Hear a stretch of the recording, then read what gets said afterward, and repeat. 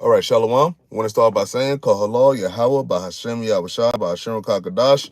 Double honors to the apostles of Israel, aka the apostles of Great Millstone, and peace and love to all the Akim. Continue to preach the truth and all truth and sincerity.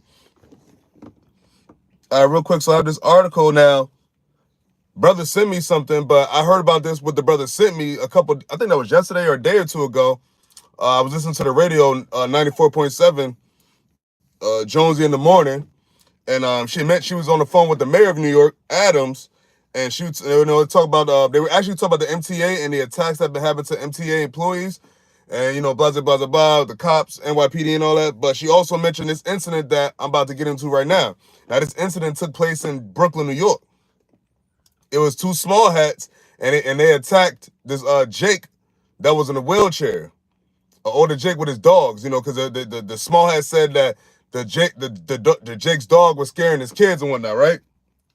Anywho, now I don't know how the law is in New York as far as leashes, but the Jake did say that his dog was off the leash, but he also said that his dog was muzzled and weren't posing a threat.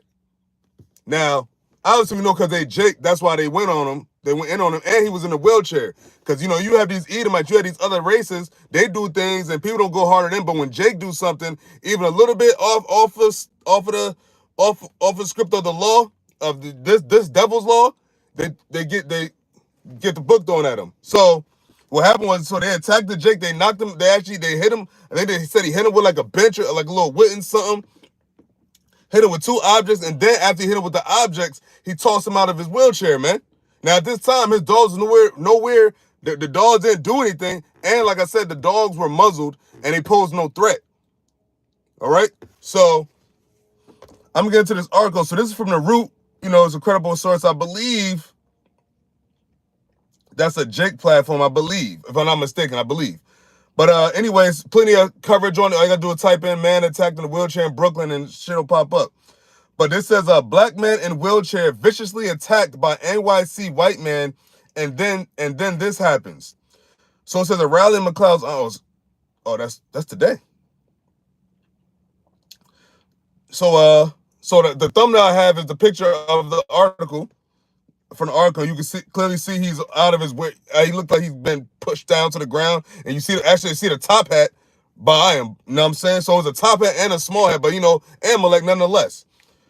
So I'm getting right into the article. So it says, now Lord, I have a scripture too, and Lord, want us to be edifying, man, because that's why it's titled "History Repeats Itself." Because what these devils did to the Jake man is the same thing they did to the Israelites when we came out of Egypt the first time around. All right, but it's reading on it says, Troy McLeod walks his dogs every single day in his New York City neighborhood.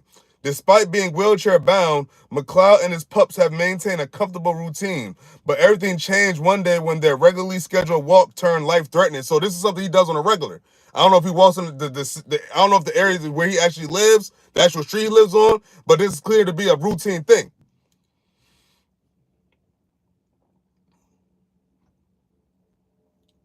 So it says an altercation between him, one of his J-ish neighbors, which is a small hat, says Levi Kabakov, he was 30 years old, broke out when Kabakov accused McLeod's dogs of scaring his children, according to News 12.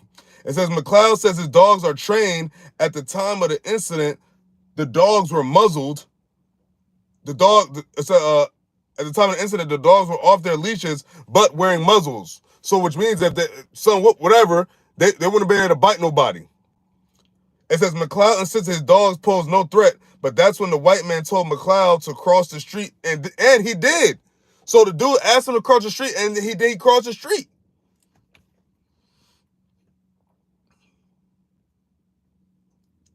It said, what the fuck? It says you think this would be the end of their small disagreement, but things escalated when Kabakov returned and began attacking McLeod. I was scared. I was trying to get back up. I was in shock, and thank God someone was there, McLeod told News 12. It says footage taken by bystanders shows the two arguing as Kabakov continues to blame McLeod for scaring his children. That's when the white man physically attacked the wheelchair-bound man. Police say Kabakov hit McLeod with the wooden plank from his yard right before he pushed him out of his chair. So he went to pick up a weapon and hit him, and then pushed him out the chair. It says it felt like a vengeful vibe to me because to the extent of the situation, there was no need for it. McLeod continued. Kabakov struck him twice, injuring his hands, which McLeod needs to maneuver his chair. I had to block myself when he struck me twice, so I need my hands to get around, so the hills are tough for me right now. It says after the March 29th incident, so this happened March 29th, so it says after the March 29th incident, Kabakov was arrested and charged with second-degree assault and aggravated menacing, according to COL Live. He was released without bail and is expected to appear in court on July 17th, which is approximately what? 2 months from now. No, actually 3 months from now, excuse me, because it's April 17th. So yeah, so June, May, June, yeah, so two months and change from now. So it says he was released without bail. So he didn't need to get bailed out. So he didn't have to pay no bread to get out. After he attacked this man clearly and he assaulted this man, and it was recorded on tape. And it said that the small hat asked McLeod, which is the Jake, the so-called black man, to go across the street, and he did. Which means this dude had to follow him and assault him. He had to go where McLeod was out and assault him. So it says, interestingly enough, this isn't the first time McLeod has been confronted about his dogs. Another J-ish neighbor said McLeod's dogs also frighten his children. Despite my numerous respectful requests for him to leash his dogs and be more considerate. Now, not to say to take Amalek's side, but you know, in this climate, you should have your dog on a leash, because not having your dog on a leash and being you're a so-called black man and clearly a neighborhood with plenty of J-ish people, that could be something they could hold against you. Even if the dogs are trained, even if the dogs are muzzles, you still have to remember you a nigga. See, man. See, that's the thing about our people. I'm not excusing what these small did. Definitely not. Because what they definitely did was uncalled for, unnecessary, disrespectful, violent, and they should get their ass whooped. They should get hands laid on them. All right? But going on in a society, you know, you should walk your dog on a leash. Just to be on the safe side. So where these devils can't say shit to you. All right? But anyway, it says, Frank just said, despite my numerous respectful requests for him to leash his dogs and be more considerate, Mr. McLeod has shown little regard for the safety and well-being of others. The neighbor told COL Live, it has frequently appeared that he seemed to take pleasure in the discomfort his dogs caused to continue. But hold up, think about this. Has his dogs ever attacked anyone? That should be the issue. If his dogs have never attacked anyone, I'm pretty sure if a so-called white man did it, they wouldn't be making a fuss like this. But that goes to show that we under the curses, man. Because anytime a Jake do something, and if another nation do it, the other nation won't get the same treatment. They won't get the same backlash as Jake get. It says McLeod came out defending his pet, saying, my dogs are well trained, and even as Kabakov was violating me, you can see they did not involve themselves to hurt him. So you didn't feel that in danger to attack the man with the dogs is claiming scaring your children. Because they didn't even attack him. They didn't even attack Kabakov, the small hat. So you felt like if you're around a beast and you feel frightened or uncomfortable, you would not attack the owner. So you knew the dogs was going to do nothing. You see the dogs don't do nothing. You still attack this man with 2 weapons and you knocked him out of his chair. It says a rally in McLeod's honor is scheduled to take place in Brooklyn on April 17th at noon, according to COL Live, which is today. Which I guess already took place. So you see now the man. If you see in the picture, the man was in a wheelchair, and it looked like he was pushed out of the wheelchair because the wheelchair is beside him. So now let's go into the scriptures. So like how history repeats itself.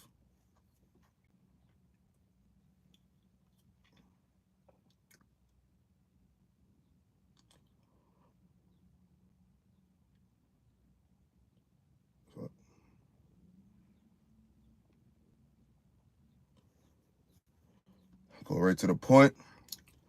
So this is the book of Deuteronomy chapter 25, start verse 17, and it says, remember what Amalek did unto thee by the way when ye were come forth out of Egypt. Now, this is what the Lord is saying to Israel, saying, remember what Amalek did when you came out of Egypt.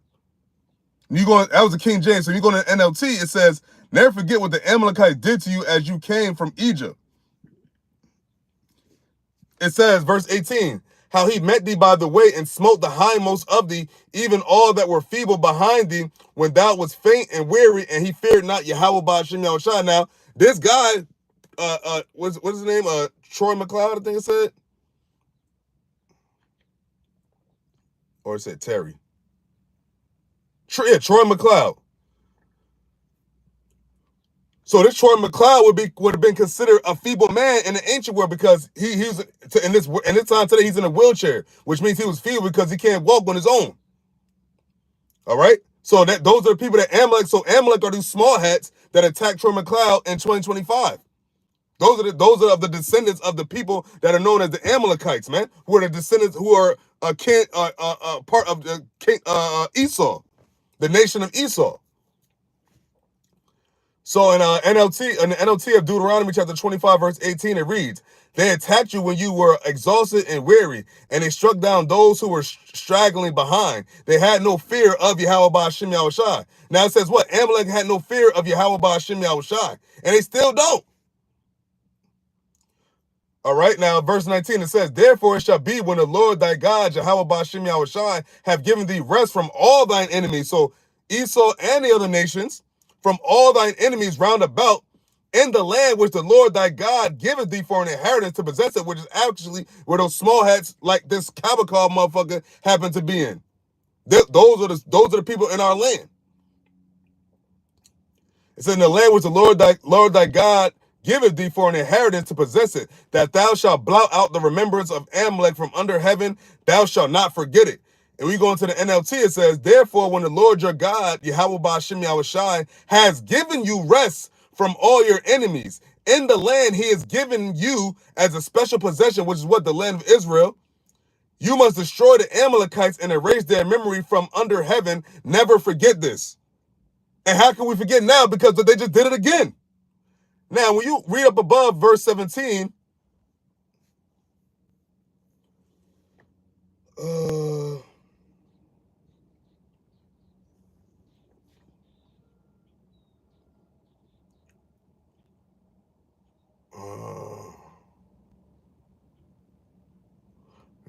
where is it?